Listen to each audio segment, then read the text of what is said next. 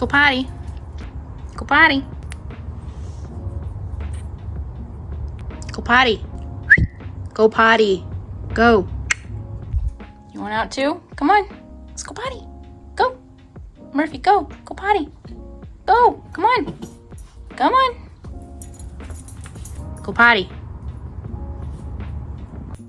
Come on. Dorks. You want some dinner? Yeah?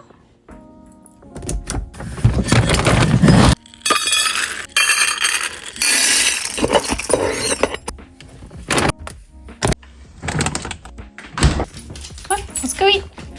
Sit. Stay. There you go, Murphy.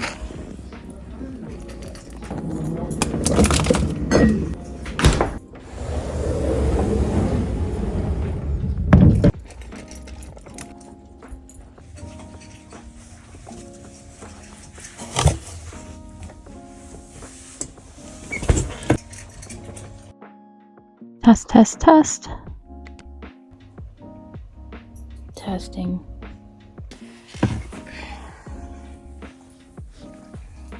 You better go potty. Go potty. Come on, you're too scared. At least you ate your dinner. Good job.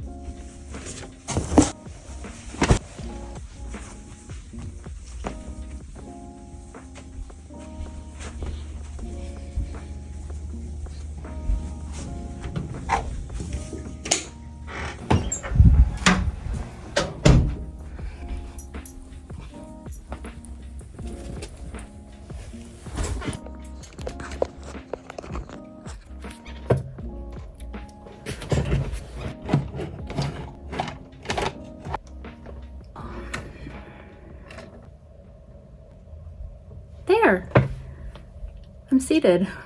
Isn't that nice?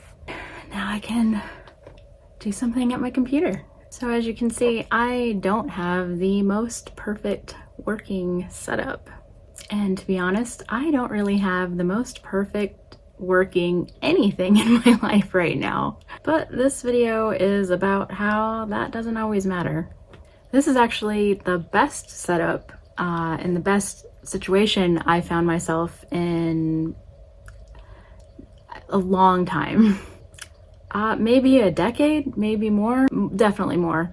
Maybe not even my whole adult life, I don't know. Before this, I used to live in a car, though, you know, a fancy car with a bed and a toilet in it and, you know, a shower. Some people call them RVs.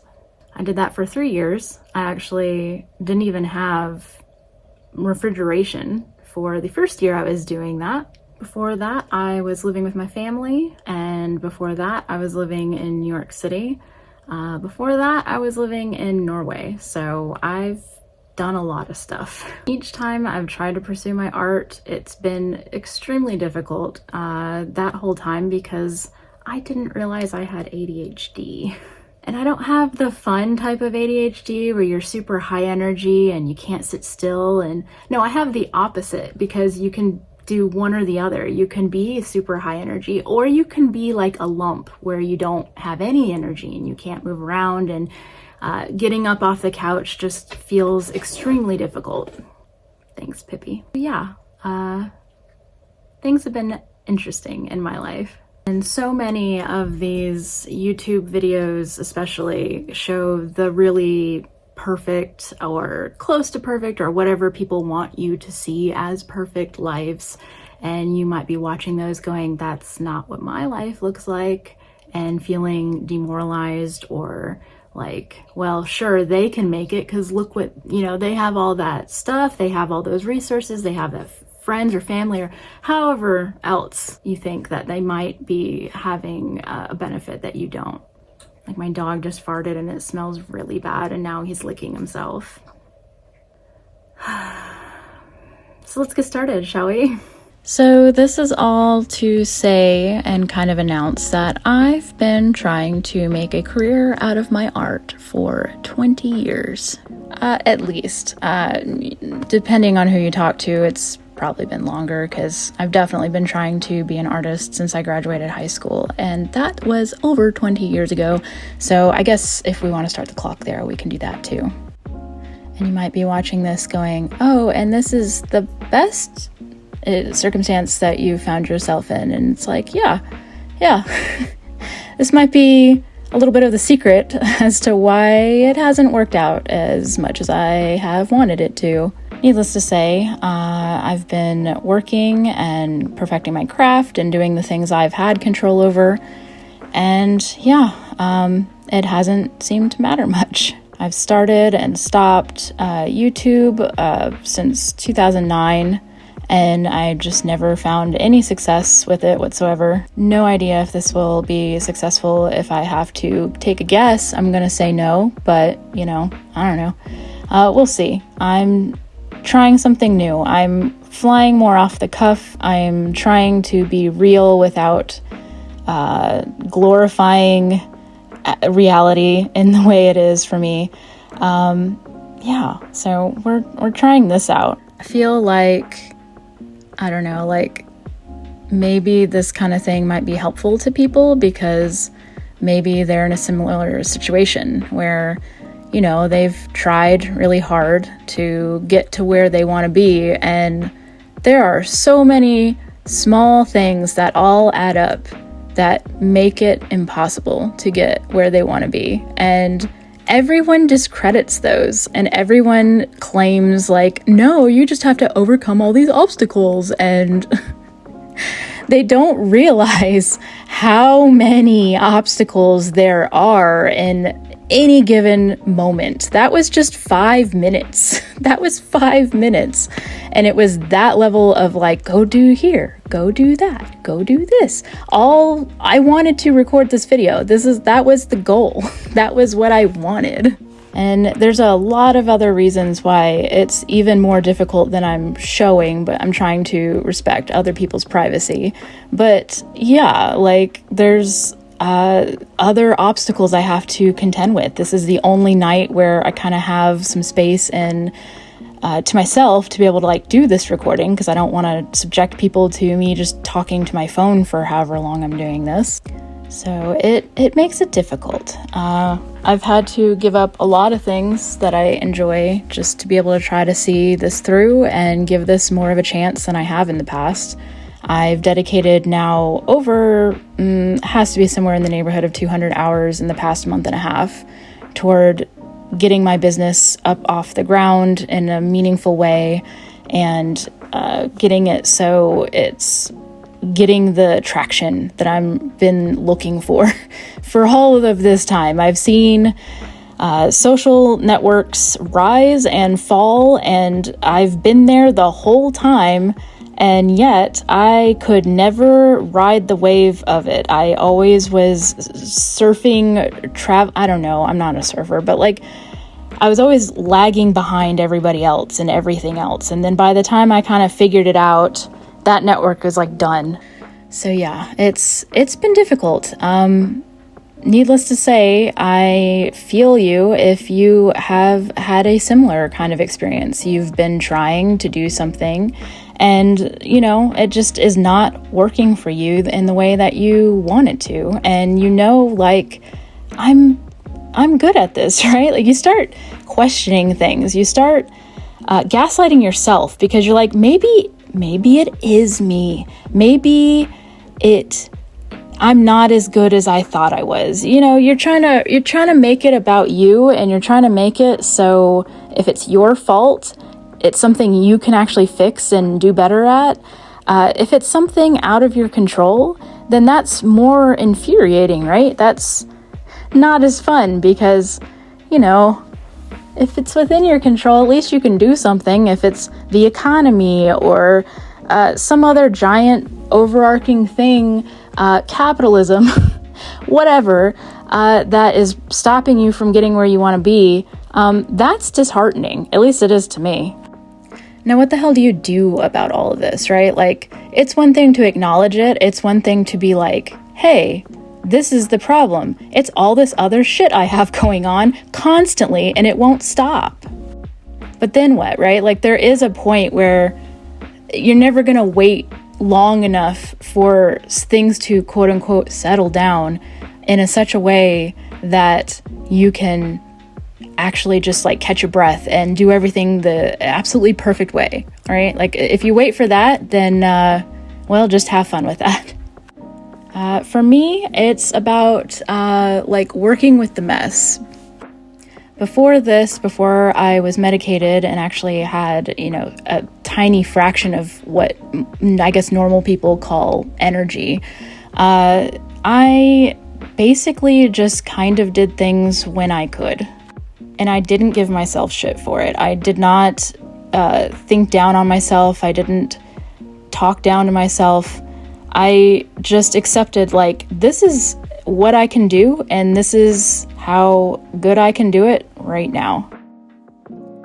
I'm going to give you a little secret pro tip. So all of that stuff that maybe you've been watching over the years about self-help and how to improve and how to be a better person and how to blah, blah, blah, blah, blah, right? Okay, magic wand, ding, you've got it. You've got the self-confidence. You've got all of that. You've gotten to the level where you want. Guess what? You still have more problems. So the longer you take to even get to that point of just barely making it, right? Like you just have self-confidence, right? That's like the bare minimum. That doesn't solve all your problems. So the sooner you can just like move past all that negative self-talk shit and realize like you are talented, are worth it, are worthy of, having a life that, doesn't completely suck. The sooner you can do all of that and just get through that, guess what? A whole pile of shit waits for you on the other side of the hill. I'm not saying this to be discouraging. I'm just letting you know that I guess people sort of sit on this whole self-confidence thing and wait until they get the self-confidence or pretend that they have self-confidence until, that feels true. And they just sit on that, right? Like they just sit on the ever waiting to have it cycle. And they think like, oh, well, I can't actually have it because once I have it, all my problems will be solved. I mean, I don't know. It's been a long time since I've had like crippling self-doubt. But if that's what you're waiting for, stop it. Because yeah, it's still a lot of hard work after you get to that point. And all the things that make your life hard don't magically go away. Like all the outside things, right? Like why are you sitting there making life difficult for yourself within your own mind when it's already super hard? Like there's going to be things that are difficult. Like no one has a perfect life. Stuff happens. Like things outside of your control are going to mess up your plans and trajectory. This is something I talked to my therapist about, actually. He's so used to dealing with people, because I think it's most people. I think I'm the weird outlier here, which is why I want to tell you guys about this, because I want to share this and and try to help people.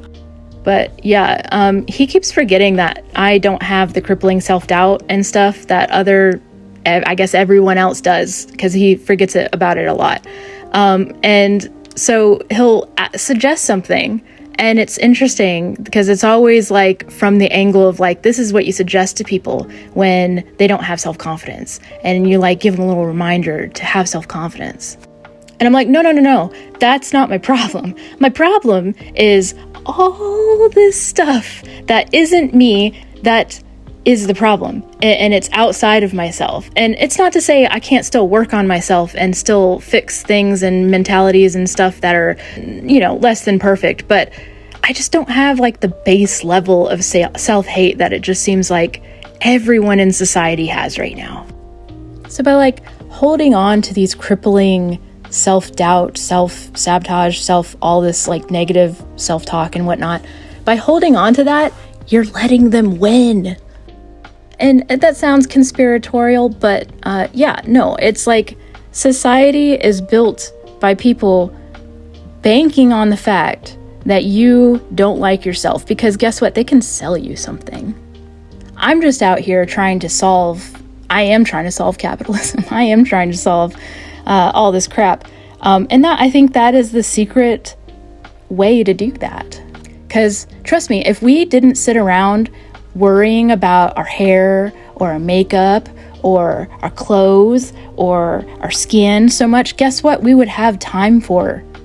It's solving problems for people, my friends. Like they bring me a problem and I don't think they expect anything except other than people like listening to their problem. And I come out swinging with a solution, and usually it catches people off guard. That's the problem, right? That's the problem with like so many things in society, is that we kind of just keep sitting in the cycle of looking for help. In my experience, the solution is to just keep going,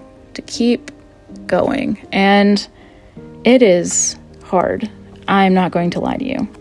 So that's why I'm trying this. I'm trying something completely different. I'm trying something off the cuff. I'm trying to be real and offer maybe some tips and tricks and some advice that you may not have heard of before.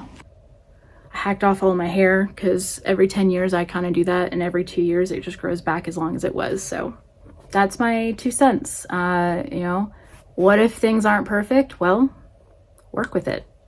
Do what you can. I know that's not maybe what a lot of people want to hear, but it's what I do. It's gotten me through.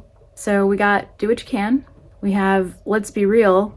Society is a problem. It's like actively working against us. So, that's fun. I do find some solace, not all the time, because when I'm in a pissy mood, this does not help me. When I'm in the mood for it and I do have the time to kind of look around and see what is working for me and what I am grateful for, it does help. It, again, not when I'm not feeling it though. That's the other thing. Let yourself feel emotions. Don't try to sit there and hide everything and make it so, no, stop. Don't do that. But also don't hold on to everything. Don't hold a grudge for 20 years. Don't do that either. Feel it, move on, done. There, 2-step process. If you are interested in, sticking around, I'm going to try to do more videos like this because I think it's going to be easier for me, and hopefully y'all like it. We'll see.